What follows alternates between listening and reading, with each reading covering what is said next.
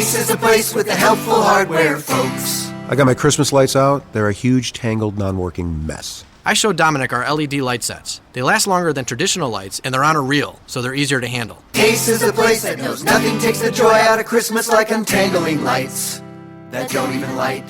Visit your neighborhood Ace now and get $3 in instant savings on select reels of LED holiday lights. Ace Rewards members save instantly in-store. Offer valid through November 30th at participating stores. Store stock only. See store for details. Limit 4. Oh, okay. No, let's go back to the Halloween costumes.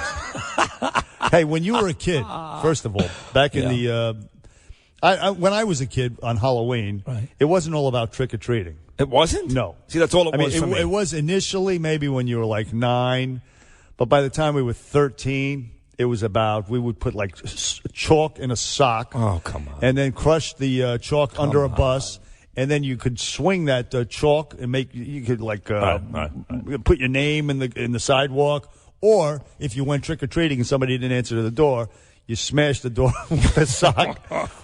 And, that's, or it was about egging cars and egging people. You know, as you're telling me this. I mean, this is true. This is by the way, as you're telling me this story, one word comes to mind for me. One word. Hooligan. Goyim. Jewish kids don't do that. We go trick-or-treating. We're very nice. No, thank you. If we saw a mezuzah on the house, don't even say it. You would get the chalk treatment. Right.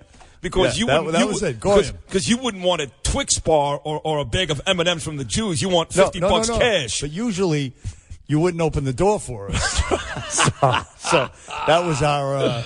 That was our response. I hated kids like you with this. Yes. I would wake up in the morning. I have to go to Kings Highway in Brooklyn. There'd be shaving cream everywhere. That's right. That's what a what bunch of white trash losers. That's what I was. Knocking down mailboxes. I'm just trying to keep it real. Yeah. Well, now the polite thing to do is if you're not home, you leave the candy outside for them to take. That's what I do. That's for the younger kids. Right. But when we were like Sid and I growing up in the city here. Shaving cream.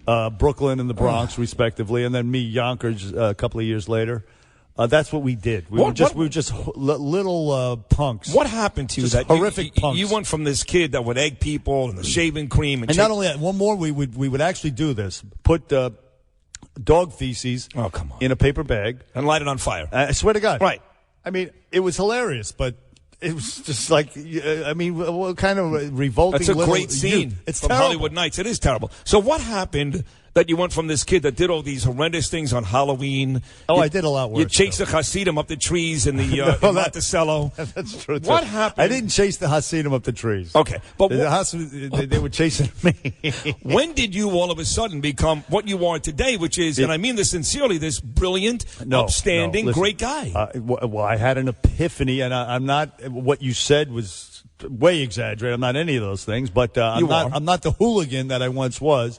At some point, when I was, after a couple of arrests at about 21, right? I'm driving a cab, and I looked around and I said, "What am I doing? What am I doing? Where am I going to go? What am I going to do? Did anybody talk to you? What am I going to do for the rest of my life?" And I saw people. I knew people who were going to college. I was living on my own. Yeah. And I had friends. My friend Bob Buckley, for example, he was a fellow cab driver. He was putting himself through college with loans and grants, and that's when I had that epiphany, and I said, I got to change my life here. So you were just driving around. That's you right. were probably, I don't know, 2 Forsters in, who knows how many joints you'd smoked. No. You're very depressed. You're like, well, my life is going nowhere. I wasn't depressed. I was fearful. I was looking around, in some hood in Yonkers, and I'm like, am I going to be here for the rest of my life with these people, with these losers? Did you see like a vision of a face? Was there a divine intervention? I just knew there was more out there. Okay. And prior to that, when I was 18, you thought this was as good as it got? No, I would. The idea of college when I was 17, 18, 19. Only lose doofuses, schmucks, suckers went to college. Right. I'm not going to college. I just got out of high school. By the way, that's still the case. But go ahead. So I joined. I enlisted in the Marine Corps. I was down in Paris Island for a couple of months. I know they wrote books about you. And I was booted out for a health reason and then I was on my own on the streets, and that's what happened. And just for a couple of years, lost my way and had the epiphany, aforementioned epiphany. That's how, to answer your question. How did you get into the business? How did you all of a sudden end up on the Imus in the Morning Show? I was I was in college, putting myself through college, and I took an internship at WNBC Radio. You're kidding. That's how it started? That's how it started. WNBC. WNBC with, yes, Mr. Imus was in the morning. You had Soupy Sales in the midday, and you had Howard Stern in the afternoon, and Wolfman Jack at night. The great Wolfman And Jack. that's when I started.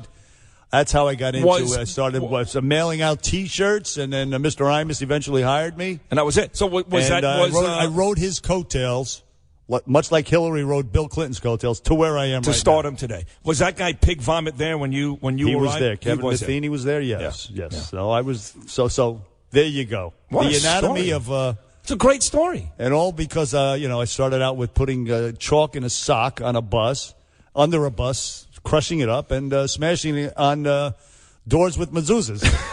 And what do you call those things? Is that what am I pronouncing it correctly? Yes, a mezuzah. Very good. Yeah, but no, we never targeted mezuzahs. You just brought that up. And, Right. I didn't bring up mezuzahs. You did. We didn't target it. No, I know that. And there weren't many mezuzahs in the project. Listen to me carefully. Bernard is a Zionist. He's a friend of the Jews. That's right. That's right.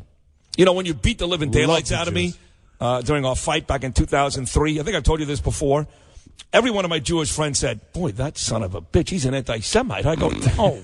No, he's the furthest thing from an anti-Semite. We were fighting. It was a charity fight. If a guy named Seamus Ryan in the ring with me, I would have done the same exact thing. Exactly right. I go, he's the furthest thing. An anti-Semite. Yeah, he's like, oh, he looked at you like you were like, back in Nazi Germany. I go, what are you talking about? Wow. Silly people. People are silly. Yeah. See how important internships are? That's what I tell my kids. You got to intern because really we only hire interns. Yeah, well, that's it. You see, that's what I've always said that about people who go to Harvard, these elite schools. I don't care if you go to Brooklyn College or you go to whatever it is, some local college, Queens Community College, versus somebody who goes to Cornell or whatever. If I like you personally, I'm going to go with the kid from Queens Community College over the kid from Cornell. It doesn't matter. Well, some companies put a premium on which school you go to, but a lot of people, they judge individually, yes. So the internships are important and how you conduct yourself. And I conducted myself like I was Eddie Haskell. Oh, the great Eddie Haskell. Yes, I put on a good show. Yes. I hid my hooligan ways. And I ingratiated myself with people, and I got hired. Now look at you. Now you own this And look city. at you. Now I'm sitting here across from you. Hey, listen. Kingsborough Community College, Brooklyn College, Baruch College. Not Harvard, Princeton, Yale. Those three schools.